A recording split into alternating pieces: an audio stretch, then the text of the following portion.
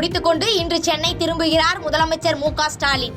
17 முன்னணி நிறுவனங்களுடன் 7,516 கோடி ரூபாய் முதலீட்டுக்கான புரிந்துணர்வு ஒப்பந்தங்கள். தமிழ்நாட்டில் மீண்டும் உற்பத்தியை தொடங்குவதற்கு முன்வந்த போர்டு மோட்டார்ஸ் நிறுவனம். பல்லாயிரக்கணக்கான இளைஞர்களுக்கு வேலைவாய்ப்பு கிடைக்க வழிவகை ஏற்பட்டுள்ளதாக தமிழக அரசு அறிக்கை.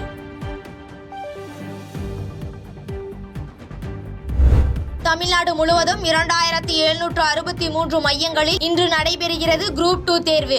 2327 காலி பணியிடங்களுக்கு சுமார் 7,94,000 பேர் போட்டி. சென்னை மெட்ரோ ரயில் 2ஆம் கட்ட திட்டத்தை மத்திய அரசின் திட்டமாக அங்கீகரிக்க வேண்டும். 7,425 கோடி ரூபாய் நிதியை உடனடியாக வழங்கவும் மத்திய அரசுக்கு அமைச்சர் தங்கம் தென்னரசு வலியுறுத்தல்.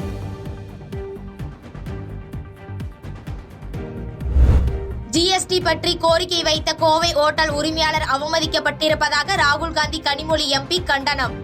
ஹோட்டல் உரிமையாளர் தாமாகவே முன்வந்து மன்னிப்பு கோரியதாக பாஜக எம்எல்ஏ வானதி சீனிவாசன் விளக்கம்.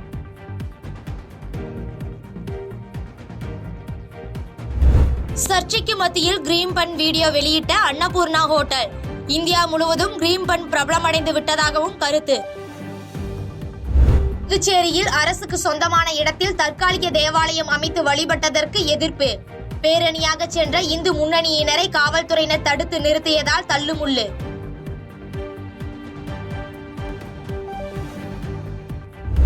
ஜம்மு காஷ்மீரின் இஸ்துவார் மாவட்டத்தில் பயங்கரவாதிகள் நடத்திய தாக்குதலில் 2 வீரர்கள் வீரமரணம். சட்டமன்ற தேர்தலும் நடைபெற உள்ளதால் எல்லையோர பகுதிகளில் ராணுவத்தினர் தீவிர கண்காணிப்பு.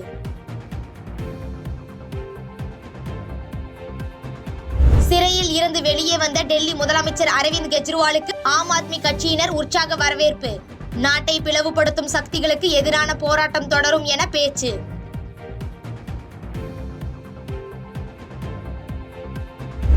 டெல்லியில் கனமழையால் முக்கிய சாலைகளில் முழங்கால் அளவுக்கு தேங்கிய தண்ணீர். பல்வேறு இடங்களில் கடும் போக்குவரத்து நெரிசல், வாகன ஓட்டிகள் அவதி.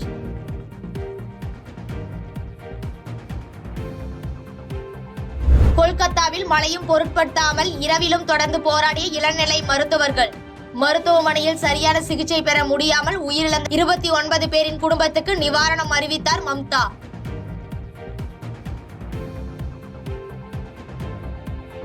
தெற்கு ஆசிய ஜூனியர் தடகள போட்டியில் சாம்பியன் பட்டத்தை வென்றது இந்தியா. 21 தங்கம், 22 வெள்ளி, 5 வெண்கலம் என மொத்தம் 48 பதக்கங்கள் வென்று அபாரம். இன்று மாலை வெளியாகிறது தளபதி 69 படத்தின் அட்டகாசமான அப்டேட். விஜயின் கடைசி படம் என்பதால் ரசிகர்கள் மத்தியில் உச்சபட்ச எதிர்பார்ப்பு.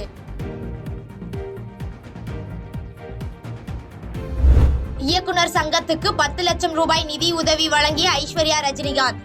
இயக்குனர்கள் உதவி இயக்குனர்களின் வாரிசுகளின் கல்விக்காக உதவி.